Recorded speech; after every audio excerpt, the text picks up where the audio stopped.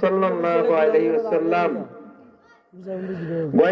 গোয়াইনঘাট উপজেলা জামকান্দি নুরুল উলুম মাদানিয়া মাদ্রাসার উদ্যোগে আজ 17 জানুয়ারি রোজ শনিবার 2024 ওয়াজ ও দোয়ার মাহফিলের শ্রদ্ধাভাজন সভাপতি হযরত মাওলানা নুরুল ইসলাম সাহেব কুড়িগ্রামী বারাকাল্লাহু ফি হায়াতিকুম আমিন।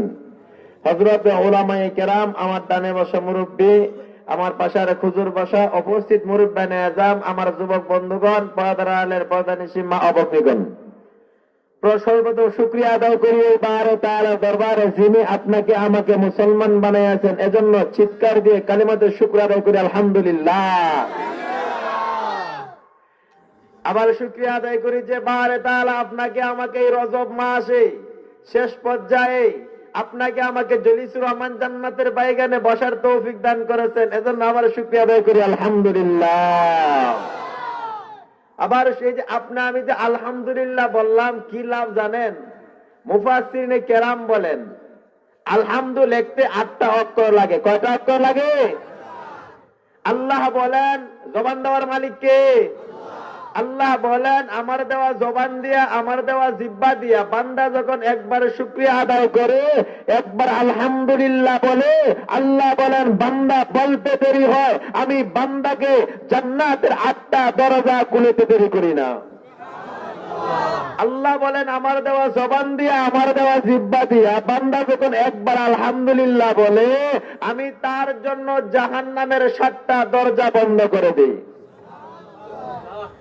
আমি যখন আল্লাহর দেওয়া জবান দিয়া, আল্লাহর দেওয়া জিহ্বা দিয়া একবার সুবহানাল্লাহ বলি, কাবলাল মিজান, যেদিন মা তার ছেলে চিনবে না, বাবা তার সন্তান চিনবে না, সেই দিন কঠিন দিন মুসিবতের সময় সুবহানাল্লাহ বলার কারণে, নেকের দুনিয়াতে যে সুবহানাল্লাহ বললেন, এই বলার কারণে আল্লাহ ওই নেকের পাল্লাটাকে ভারী করে আপনাকে আমাকে জান্নাতের ফয়সালা করে দিবেন।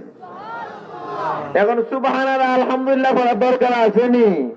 আমার আগে আমাদের জাবের মোহাম্মদ আজহার সাহেব ভালো চমৎকার আলোচনা করেছেন দার্শনিক ভাবে, ঠিক না? তো আমি ওইদিকে আলোচনা করতে চাই না, কারণ আলোচনা শুধু আজকে এই বিষয়টাই হইব, যৌতুক খাওয়া জায়েজ না হারাম হইব আজকে। সুবডা কেলা কেলা বিয়া লইছেন, যৌতুক খাইছেন না? হাত তুলা দিন। এই যৌতুক খাইছে না? হইব ইনশাল্লাহ, একটু বাচ্চান। এখন আমরা 3টা তাকবীর দিব। আমাদের শাহজালাল রহমাতুল্লাহি আলাইহি সিলেটের জমিনে কি আল্লাহু আকবার ধ্বনি বাজায় নাই? এই তো গৌর গোবিন্দ দোলানটা মনে হয় জমতে পড়ে না? আমার মাত বুঝেন না নিবা? ময়মনসিংহের ভাষা